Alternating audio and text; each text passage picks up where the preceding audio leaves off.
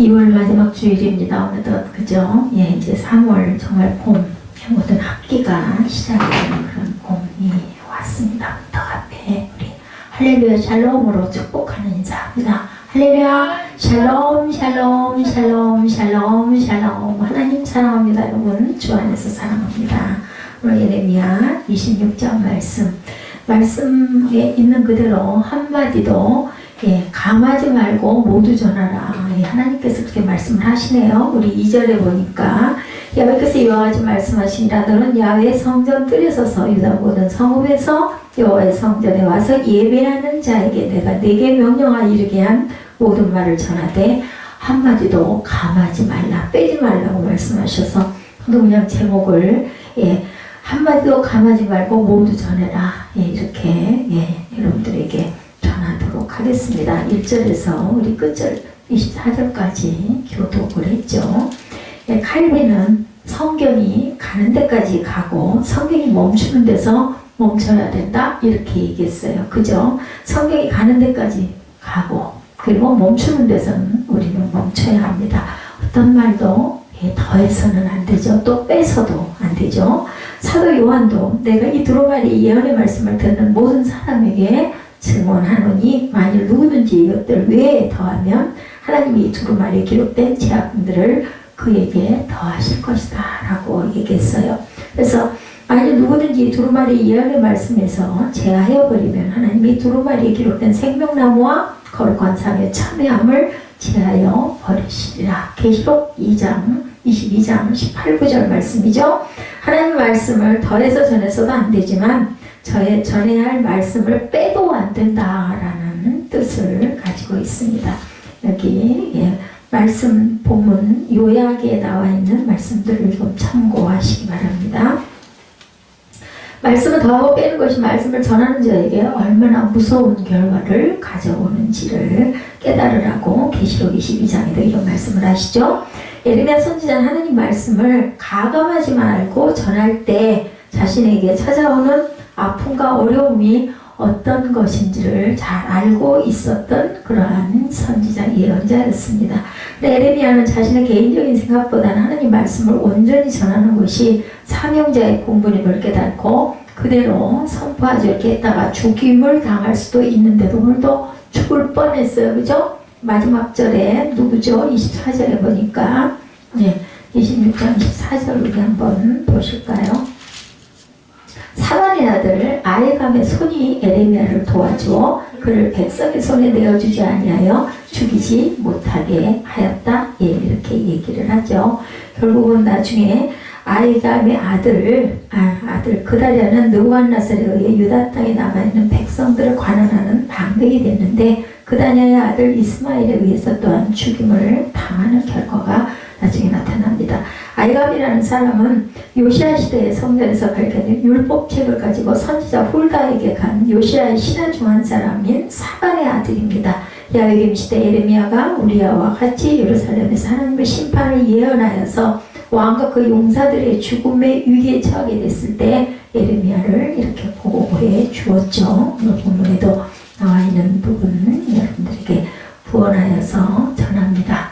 여러분들 아까 우리 마지막에 이제 찬양한 것처럼 이 시대는 어떤 시대인가? 귀가 있는데도 듣지를 못하고 입이 있는데도 제대로 전하지를 않고 눈이 있는데도 영적인 눈이 어두워져서 보이지 않기도 하는 그러한 정말 하나님의 말씀을 귀는 즐겁게 사람의 영혼은 깨우지 못하고 마음만 감동시키는 설교가 흔한 이 시대에 우리가 설교를 어떻게 전하고 또 전하는 자나 받는 자나 은혜를 느끼고 은혜대로 행하고 살아가야 되는지 굉장히 중요한 시대에 서 있습니다.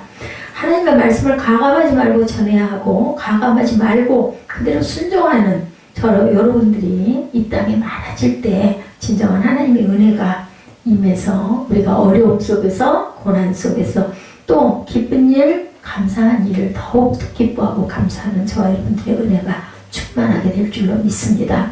성경에서 설교하는 예레미야에 대해서 1절에서 9절까지 봅니다. 너는 야훼 집들에 가서 유다 모든 성읍에서 야훼 집에와 경배하는 자에게 내가 네게 명하여 이르게 한 모든 말 고하되 한마디도 감하지 말라. 2절이죠.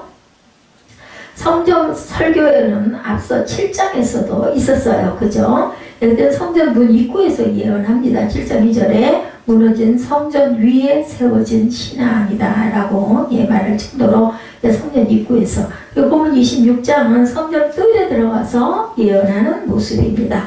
성전 설교를 할 때 요아김 초기였던 BC 608년으로 1절에 보면 나타나죠. 남유다가 멸망받기 전 22년 전임을 알 수가 있습니다. 결국 어떻게 됐어요?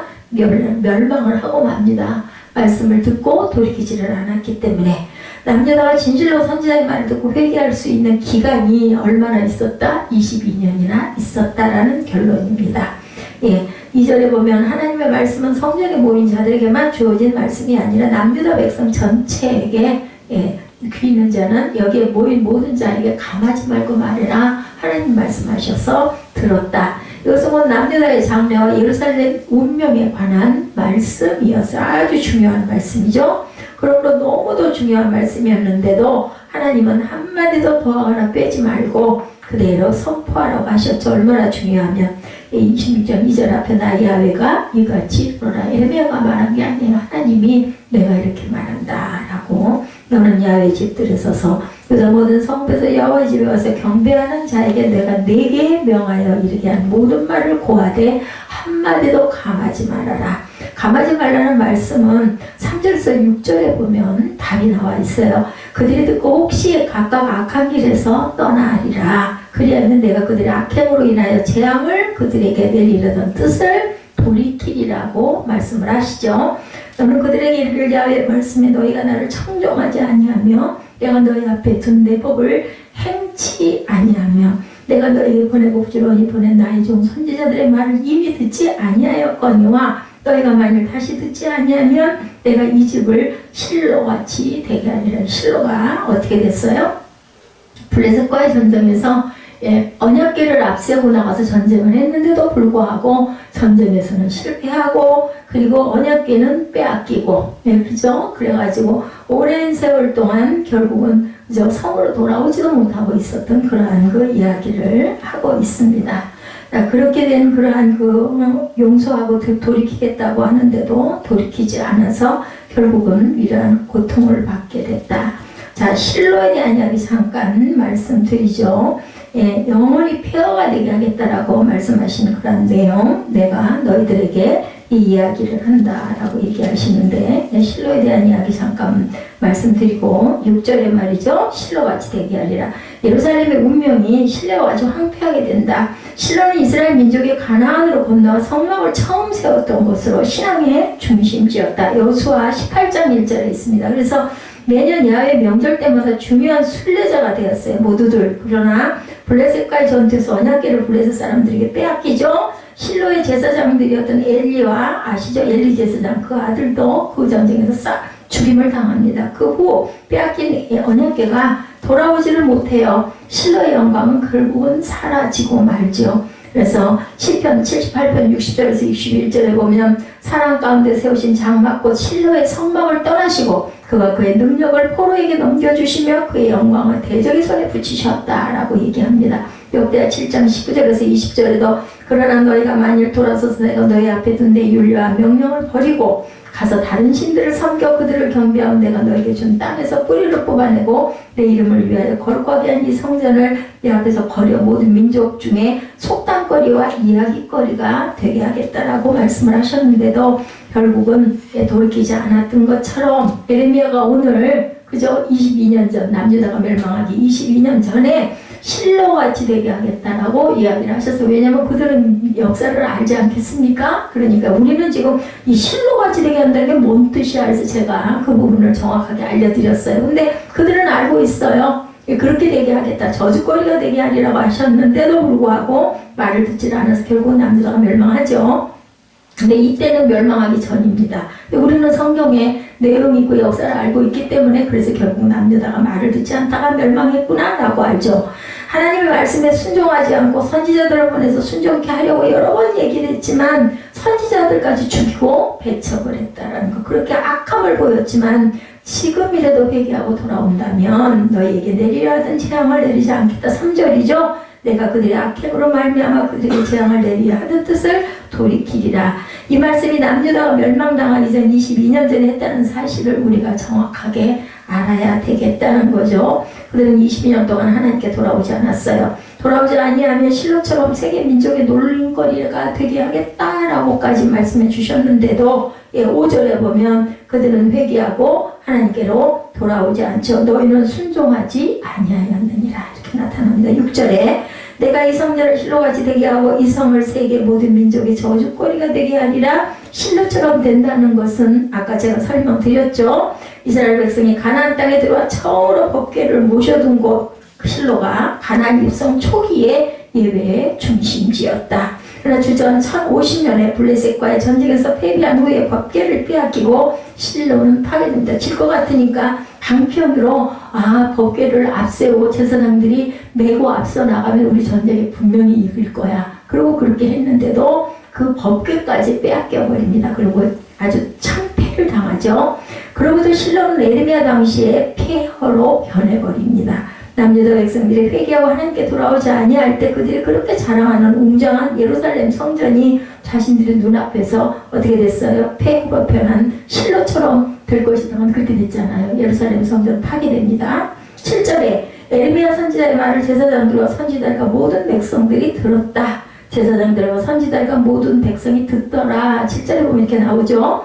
하나님의 말씀을 듣고 난 그들의 반응은 회개하는 모습이 아니라 선지자 예레미야 죽어야 되겠구나. 죽여야겠다. 이렇게 되죠. 8절에 제사장들과 선지자들과 모든 백성이 예레미야를 붙잡고 말하기를 네가 반드시 죽어야 하리라. 이렇게 되면 성경 보시면 그대로 나오죠. 모세 율법에 의하면 야훼 이름으로 거짓 예언하는 것은 사형에 해당하는 데니까 너 거짓 예언하니 너 죽인다 이 얘기예요. 신명기 18장 20절이죠. 만일 어떤 선지자가 내가 전하라고 명령하지 아니한 말을 제 마음대로 내 이름으로 전하든지 다른 신들의 이름으로 말하면 그 선지자는 죽임을 당하리라 했으니까 너는 거짓 예언을 하니까 죽이겠다라는 뜻입니다.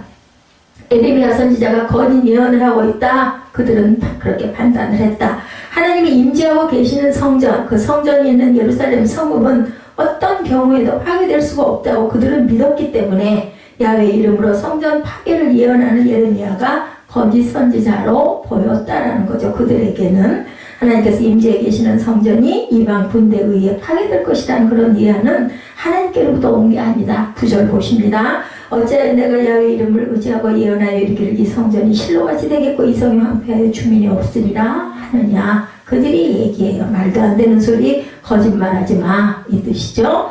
모든 사람들은 예레미야 예언을 절대로 믿으려 하지 않았고 오히려 거짓 선지자라고 죽이려고 합니다.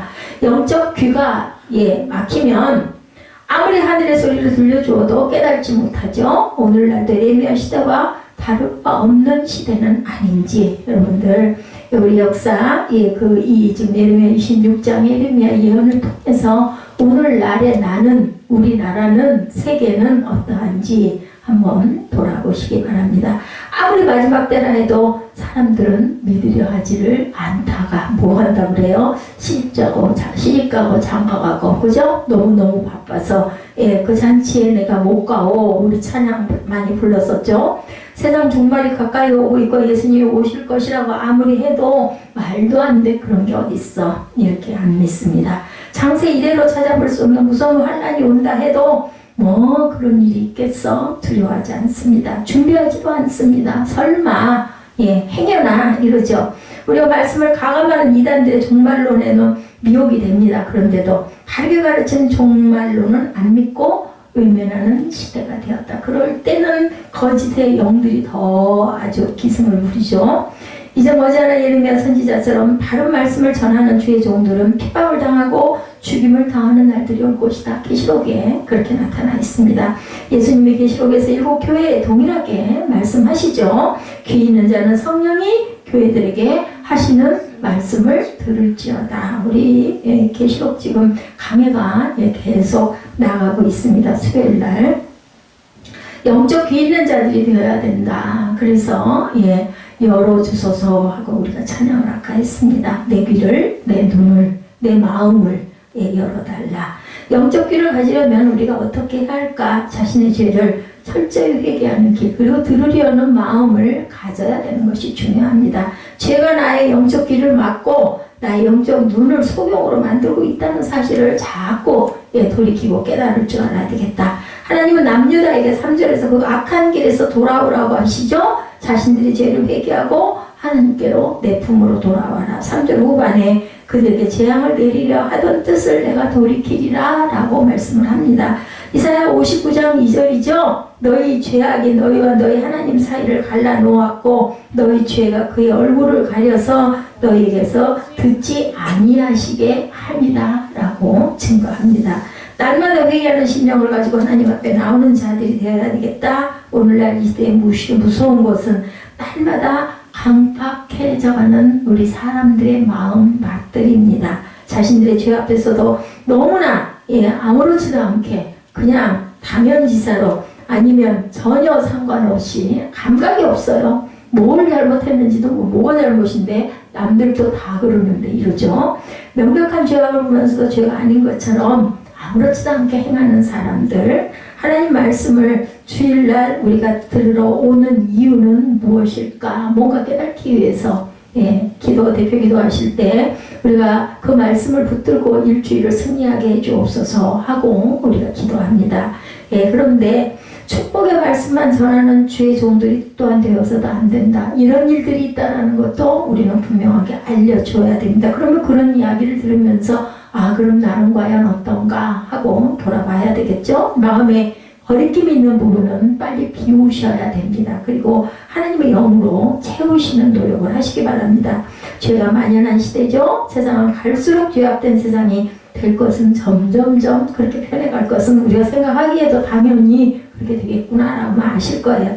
죄악이 바벨탑처럼 모를 찌걸려 하늘을 찌릅니다. 그렇게 복만 외쳐서는 안 된다는 거죠. 하나님이 원하시는 것은 회개하고 거룩한 자들. 제가 아까 그 거룩하여라 찬양 계속 반복해서 틀어놨어요. 이걸 사무엘에게 물어봤죠. 뭐라고 지금 저기서 얘기하니 전혀 모르죠. 그쪽 쳐다보고 딴소리만 하죠. 구름날개처럼 또한 너희는 나처럼 예수님처럼 닮아서 거룩해져라 라고 말씀합니다. 베드로전서 1장 16절이죠. 내가 거룩하니 너희도 거룩할지니라.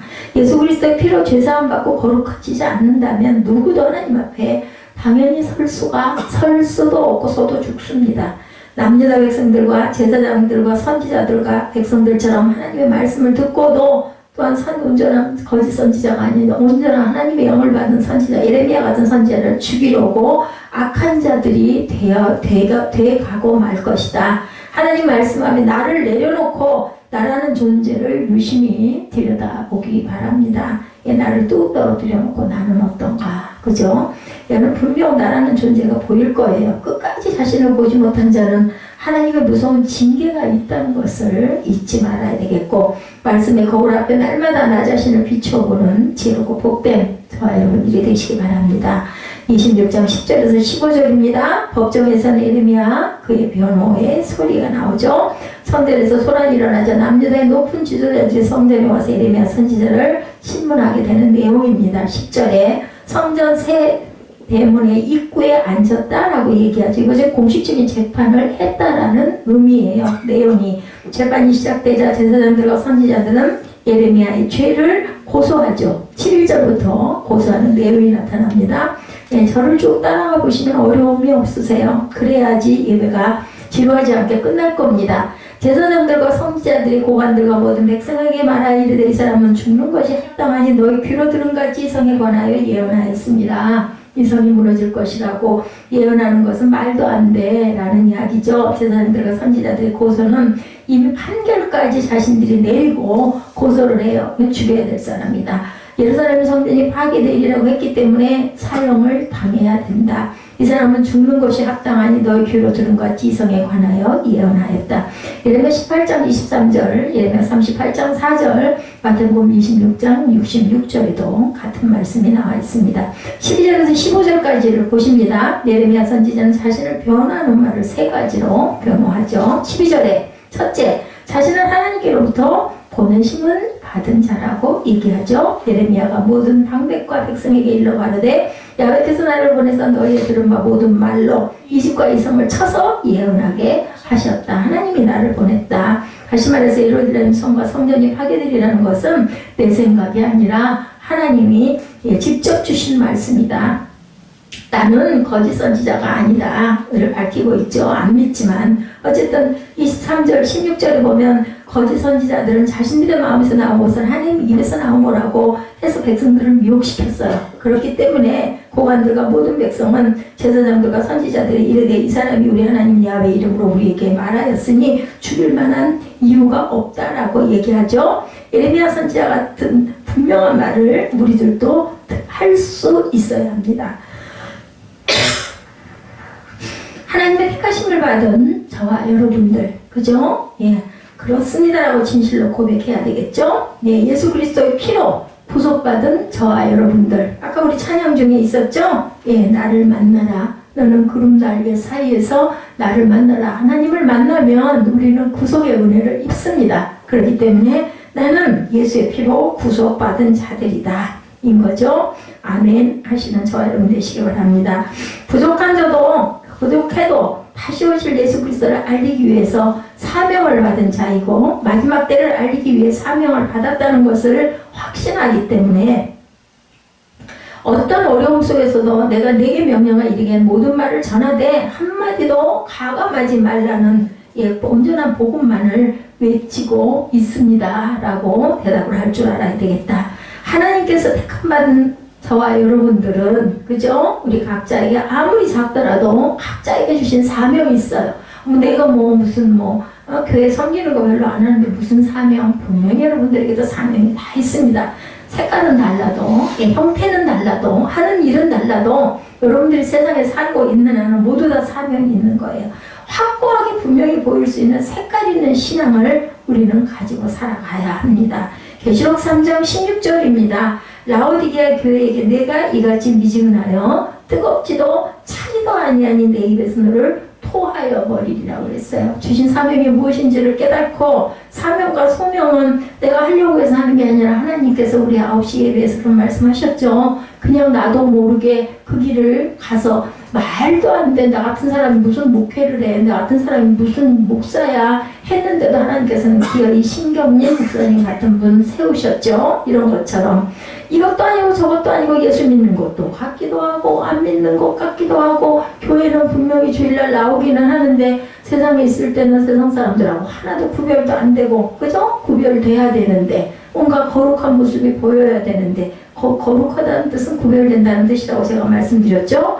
교회에 오면 예수 믿는 것 같고 세상에 가면 세상 사람 같고 이렇게 하지는 말아라. 뜨뜻미지근하면 내가 너를 토하여 버리리라고 말씀을 하신 것처럼 누구에게 라오디게아 교회 교수에게 얘기하셨어요. 예수께서. 예, 그렇게 하면 내 입에서 너를 토하여 버리리라.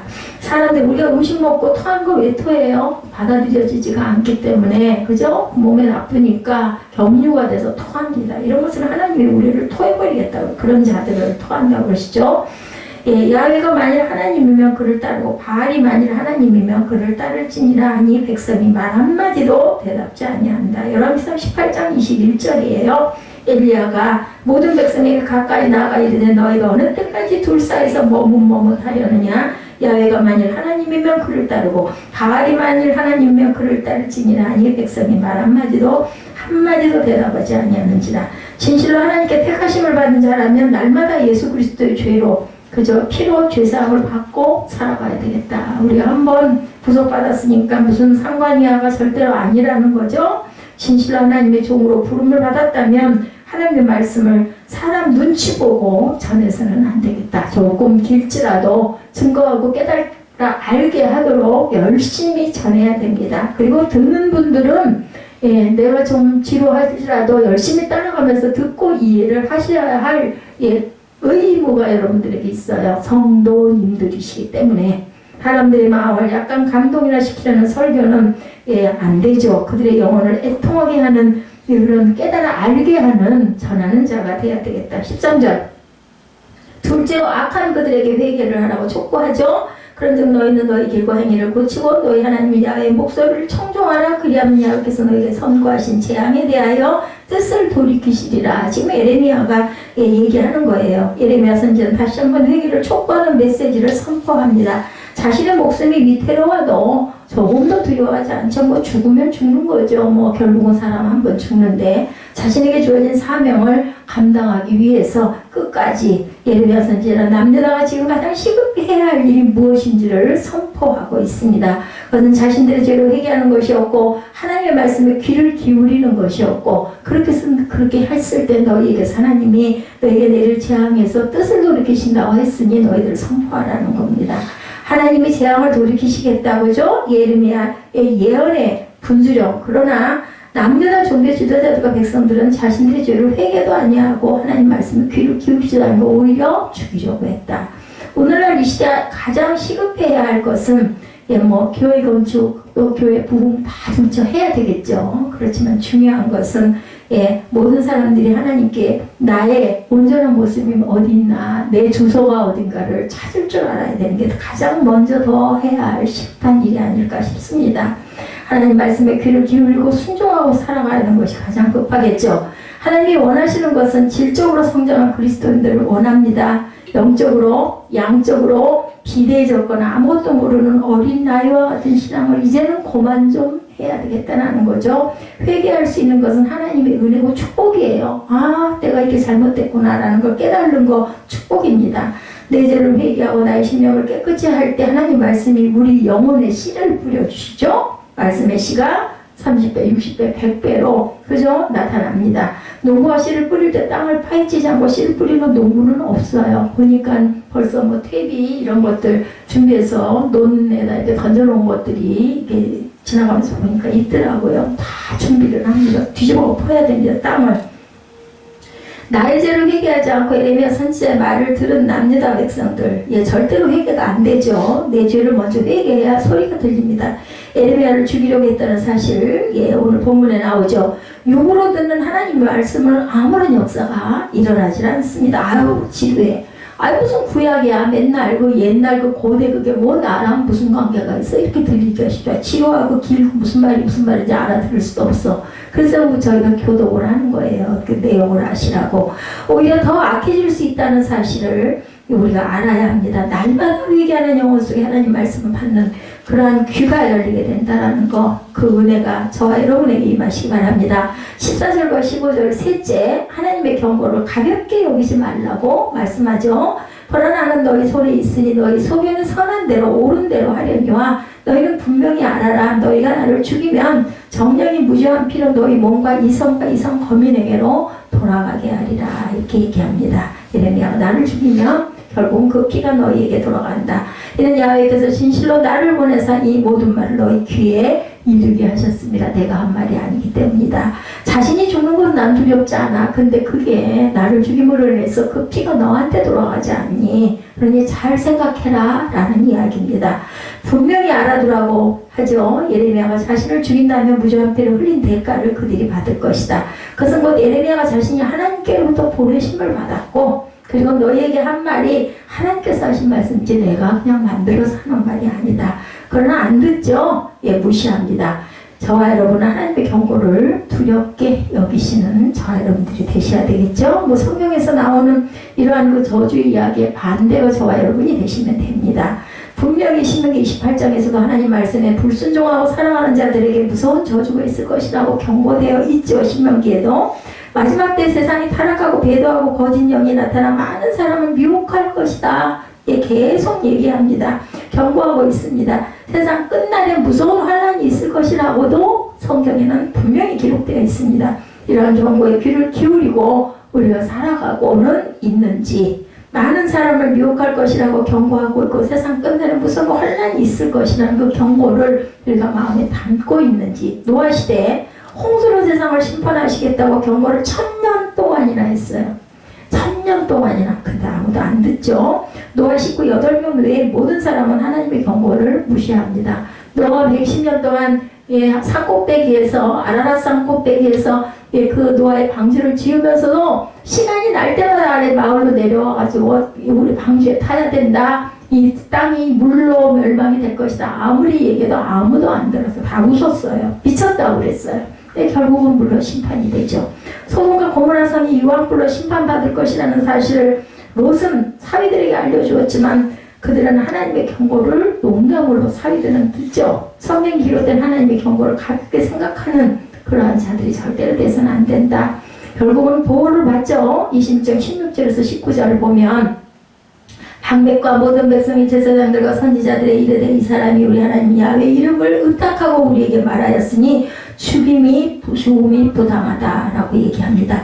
아무리 타락한 시대에 하나님의 말씀을 깨달은 자들이 있고 하나님의 마음을 가지고 있는 자들이 분명히 있다인 거예요. 16절에서 19절의 내용은 엘리야 시대에도 엘리야는 악한 시대에 자기 혼자만이 바알들과 싸우고 있는 줄로 알았지만 하나님은 그 악한 시대에도 바알에게 무릎 꿇지 아니한 7,000명을 감추고 계셨다라고 말씀하죠. 타락한 남유다에도 하나님의 말씀을 감하지 않고 전한 에르미야 선지자 말을 깨닫는 자들이 분명히 16절과 19절에 이르는 이 사람들이 있었다라는 거죠. 그들은 에르미야가 참 하나님의 선지자다라고 인정했다는 겁니다. 17절에서 19절을 보면 그리고 그들은 약 100년 전에 히스기야 시대에 있었던 말씀을 기억하면서 에르미야 선지자를 돕죠. 그들이 기억한 말씀은 미가서 3장 12절 말씀이었어요. 미가가 외쳤거든요. 미리.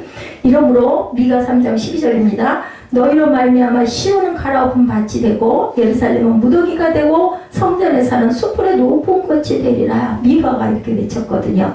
미가 선지자도 에레미야처럼 예루살렘 성전이 무너질 것을 예언했는데 당시의 왕이었던 히스기야는 미가 선지자의 말을 듣고 회개하여 재앙을 면했습니다. 실제 에레미야의 목은 우리아와 아이감 이야기가 에레미야 16장 20절에서 24절에 나오죠. 20절에서 23절을 보면 에레미야처럼 심판의 말씀을 쳐서 예언한 선지자로 우리아가 있었죠. 20절에 기랏 여아림 스마야의 아들 우리아라 그가 에레미야의 모든 말과 같이 이성과 이 땅에 경고하여 예언하며 21절에 야훼기 왕과 그의 모든 용사와 모든 고관이 그의 말을 듣고 왕이 그를 죽이려 하며 우리아가 이 말을 듣고 두려워 애굽으로 도망하여 갑니다. 에레미야 선지자 혼자만 예루살렘 멸망을 예언하고 있지 아니했다라는 것을 기억하고 증거하는 내용이에요. 다시 말해서 하나님의 뜻을 전하는 자들이 함께하고 있다. 미가도 그러지 않았느냐 이 얘기죠. 에레미야 혼자만 그런 사실을 외친 게 아니다. 진정한 성령의 역사는 에레미야 선지자가 받은 말씀이나 우리아 선지자가 받은 말씀이나 미가 선지자가 외친 말씀이나 다 똑같다라는 겁니다. 예를 들어서 반모섬에서 그죠? 사도 요한이 하늘의 그 계시의 모든 것을 바라보고 얘기했을 때 거기에 여러 사람의 선지자들의 말이 같은 동일한 말씀으로 증거가 되는 것을 우리가 그 수요일에 대해서도 증거를 제가 여러분들에게 해드렸습니다. 본문 21절에 야훼기 왕과 그의 모든 용사와 모든 고관이 그의 말을 듣고 왕이 그를 죽이려 하며 말씀을 전하는 자는 두려워하지 말고 전해야 한다라고 이야기를 합니다. 16절에 보면 하나님 말씀을 전하는 자는 절대로 가감해서도 안 되고 두려워해서도 안 됩니다. 그냥 전하는 말을 꿋꿋하게 끝까지 사람을 두려워하고 전하는 말씀에 성령의 역사는 있을 수 없습니다. 여러분들 두려움, 그죠? 불안 이런 모든 거는 성령의 역사가 아니에요. 두려움과 불안이나 초조나 그죠? 이런 미움이나 이런 것들은 성령의 역사가 아니라는 것. 우리아 선지자는 에레미야 선지자의 모습과는 상반된 모습이었던 거예요. 에레미야 선지자는 자신을 죽이려는 무리들 앞에 담대하게 회개를 외치고 하나님 말씀에 순종하라고 외쳤지만 우리아 선지자는 하나님의 말씀을 전하는 예언 가진 사람이 겁이 나갖고 도망을 가죠. 애굽으로 도망합니다. 21절 후반절 우리아가 그 말을 듣고 두려워 애굽으로 도망하여 간지라. 야훼기 왕은 도망간 우리아를 애굽까지 사람으로 보내 붙잡아서 우리아를 죽였다라고 나오지. 23절에 왕이 칼로 그를 죽이고 그의 시체를 평민의 묘지에 던지게 했다. 그죠? 이 내용이 예레미야 2장 30절에 나와 있습니다. 평소에 개들이 무서워서 도망가면 개들은 계속 쫓아오죠. 우리들 보면 어린애들 세계에서도 어린아이들은 계속 놀릴 때 그 아이가 울면 더 자꾸 놀려요. 그죠? 영적인 세계도 마찬가지입니다. 우리가 귀신의 존재를 너무 의식하고 무서워하면 귀신들은 더 달려들고 좋아한다는 것. 귀신의 세력을 내가 알게 모르게 인정하는 것이 되는 거. 이렇게 조롱했더니 저게 겁이 나가지고 쩔쩔매네. 아이고 재밌다 하고 놀린다는 거죠. 제가 전에도 한번 간증했죠. 자고 있는데 시커먼 세력이 자고 있는 제 위를 훅 왔을 때 그냥 뭐 이건 반사적 생각하고 말고 뭐 아이고 하나님도 아니었어요. 그냥 예수의 피 하고 제가 벌떡 일어났잖아요. 확 사라집니다. 예, 분명한 건 사단의 그 세계가 있다라는 거. 사단의 세력, 귀신들의 세력은 2000년 전에 이미 십자가에서 무장 해제된 이빨 빠진 호랑이라는 것을 우리가 절대로 잊지 말아야 됩니다. 그래서 더 담대하게 그죠? 선포해야 됩니다. 뭐 다른 거 생각할 겨를도 없어요. 무슨 뭐 성경 몇 장 몇 절에 이런 거 다 필요 없으면 예수의 피 그냥 그걸로 끝납니다. 그냥 그걸 할 수 있잖아요. 예수의 피. 그죠? 인정하고 우리 내면에 무장이 돼 있어요. 그 소리도 튀어나온다는 거죠. 그리고 예수 그리스도 십자가의 피로 죄사함을 받고 예수 안에 있는 한 사탄은 우리를 함부로 하지 못합니다. 조롱은 자꾸 합니다. 자꾸 마음에 두려운 마음, 염려되는 마음을 자꾸 줍니다. 그럴 때마다 우리는 다음에 이거 사단이야 하고 선포할 줄 알고 우리가 이것을 분별할 줄 알아야 된다.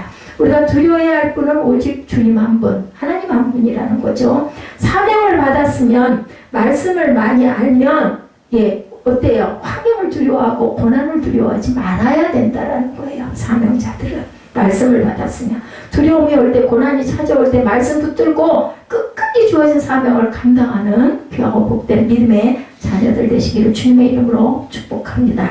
사명자의 수명은 하나님의 손에 있다는 사실을 또한 잊지 말아야 됩니다. 제가 이렇게 굉장히 지금 힘든 상황이에요. 말을 한마디 한마디 할 때마다 여기서 막 무거운 것들이 갈비뼈를 막 콱콱 누르는 느낌이 소리를 크게 내면 낼수록 이렇게 옵니다. 그렇지만 내 생명 하나님 건데 근데 이 고난을 받는 것도 내가 받아야 할 몫인가 보죠. 저는 그렇게 생각을 합니다. 내가 죽고자 해도 죽을 수 없는 것이 사명자의 목숨. 내가 할 만한 것을 하고 나면 편안한 평안을 분명히 주시리라고 믿습니다. 우리아 선지자가 비록 도망가서 붙잡힌 받아 죽임을 당했지만 그것이 우리아의 사명이 거기까지였구나 라고 우리는 인정해야 돼. 순종해야 됩니다. 이것이 내가 젊은 시절에 건강을 그죠? 너무 지나치게 모든 것들을 한 결과로 내 몸이 이렇게 됐구나. 그래서 사단이 나를 삼키려고 하고 있구나. 그래도 나는 끝까지 내 생명이 붙어있는 한, 내 정신이 온전한 한, 나는 말씀을 선포하다. 내가 말씀을 선포하고 여러분들이 그 말씀을 받고 금방 잊어버릴지언정 그냥 듣고 그냥 넘겨버릴지언정 나는 내가 해야 할 몫이 이거니까 한 사람이 앉아있더라도 나는 끝까지 전하다가 상황 될 때까지 전하다 나는 갈 것이다. 이것이 바로 나의 사명이죠. 우리 모든 목회자들은 처음에 성전을 창립하거나 할 때 많은 성도들이 오고 교회가 더 커지고 교회를 짓고 자꾸 평수가 늘어나고 10명에서 100명이 되고 다 그런 소망을 다 꿈습니다. 근데 결과적으로 보면 그렇게 가는 목회자들도 있지만 또 조그마한 교회에서 그냥 가족끼리 지하에서 이런 좋은 성전도 아니 먹는지 죽는지 오죽 그냥 아니 어떻게 뭘로 저 사람들은 먹고 살까? 아무것도 안 하고 앉아있는데도 애 둘하고 부부가 저렇게 먹고 있네 라는 이야기를 주면서 합니다. 하나님이 어떤 방법으로든 누구를 통해서든 먹이시는 거죠. 그리고 끝까지 예배는 드린다. 예배 드린다. 나와? 그래도 드리죠. 사명입니다. 이런 사람도 있다는 거죠. 하늘의 상급은 어떤 자에게 어떻게 내려질지는 건 하나님 마음이에요. 하나님 소관입니다. 24절에 사반의 아들 아이감의 이야기가 나오죠. 사반의 아들 아이감이 에레미야를 보호하여 에레미야를 백성의 손에 내어주지 아니하여 죽이지 못하게 하니라. 에레미야 선지자의 편에 서서 불의한 세력들을 말씀을 물리친 남유다 고관 중에 당시에 권세가 있던 사반의 아들 아이감이라는 자가 있었다라는 겁니다. 아이감의 두친인 사반은 요시야 종교개혁 때 서기관의 직무를 담당하며 성경에 능한 자였고 종교개혁 때 에레미야가 그 정책을 적극 지지하면서 좋은 관계를 가지고 있었던 하나님의 사람이었다. 사반의 또 다른 아들 그마랴는 여호와김 왕이 에레미야의 두루마리 책을 불태우고자 했을 때 그것을 만류하기도 했다라고 36장 25절에 증거합니다. 이 가족의 자녀들은 모두 다 하나님의 영을 받은 귀한 은혜를 입은 아버지고 아들이었다. 사반의 또 다른 아들 엘라사는 에레미야의 편지를 바벨론에 억류된 포로들에게 가져가기도 합니다. 에레미야 29장 1절에서 3절 증거합니다. 이처럼 에레미야는 사반의 집안과 깊은 관계를 가지고 있었고 돕는 자가 이렇게 있었던 거죠. 하나님은요 분명히 사람을 통해서 도움의 손길을 이렇게 주십니다. 그러한 사만의 아들 아이가 한번 본문에서 에레미야를 이렇게 돕습니다. 우리는 여기서 깊은 진리를 깨달아야 합니다. 하나님 말씀의 비밀을 서로 깨닫고 아는 자들만이 깊은 관계를 가질 수 있다는 것. 성령의 같은 감동을 받아야 그죠? 돕는 마음도 생길 것이고 그것이 하나님이 그렇게 부어주셨지만 결론은 선택은 본인에게 있다는 겁니다. 이것은 오늘날 예수 안에서 하나가 되어야만 영적 관계를 가질 수가 있다. 그래서 그죠? 연합은 어때요? 교회는 연합이 되어야 된다라고 분명히 하나님께서 말씀하셨고 그래서 제가 늘 저희 주어에도 연합은 하나됨입니다라고 그 구절 이거 하나를 계속 제가 싣고 쭉 가고 있습니다. 지금까지도 선생님 세기교회 묵상 보면 맨 끝에 연합은 하나됨입니다. 하나님 말씀이에요. 오늘은 예수 안에 하나가 되어야 영적인 관계가 온전히 이어질 수 있다. 하나님의 진리의 말씀 안에 하나가 되어야 됩니다. 말씀 안에서 하나 되는 거죠. 은혜가 있기 때문에 하나 됩니다. 믿으니까 하나가 됩니다. 오직 성령 안에서 예수의 신앙으로 하나가 되어야 된다. 여러분들 뭐 사업을 하든 아니면 어떤 모임을 갖든 다들 그 마음과 뜻이 합한 사람들이 모이지 않습니까? 똑같은 이야기입니다. 요한복음 17장 21절입니다. 아버지와 아버지께서 내 안에 내가 아버지 안에 있는 것 같이 그들도 다 하나가 되어 우리 안에 있게 하사 세상으로 아버지께서 나를 보내신 것을 믿게 하옵소서. 뭐라 그래요? 다 하나가 되어 우리 안에 예수 안에 있게 하라고 말씀을 하죠. 요한복음 17장 21절에서 26절까지 우리 함께 합독하시고 축도로 예배를 잠깐 기도하시고 예배를 마치는 시간 갖도록 할까요? 요한복음 17장 21절에서 26절까지 찾으신 분들 함께 합독하는 시간 갖죠. 요한복음 17장 21절입니다. 아버지께서 내 안에 내가 아버지 안에 있는 것 같이 그들도 다 하나가 되어 우리 안에 있게 하사 세상으로 아버지께서 나를 보내신 것을 믿게 하옵소서. 내게 주신 영광을 내가 그들에게 주었사오니 이는 우리가 하나 된 것 같이 그들도 하나가 되게 하려 함이니이다. 곧 내가 그들 안에 있고 아버지께서 내 안에 계셔 그들도 온전함을 이루어 하나가 되게 하려 함은 아버지께서 나를 보내신 것과 또 나를 사랑하신 것 같이 그들도 사랑하신 것을 세상으로 알게 하려 함이로소이다. 아버지여 내게 주신 자도 나 있는 곳에 나와 함께 있어 아버지께서 창세 전부터 나를 사랑하심으로 내게 주신 나의 영광을 그들로 보게 하시기를 원하옵나이다. 의로우신 아버지여 세상의 아버지를 알지 못하여도 나는 아버지를 알았사옵고 그들도 아버지께서 나를 보내신 줄을 알았사옵나이다.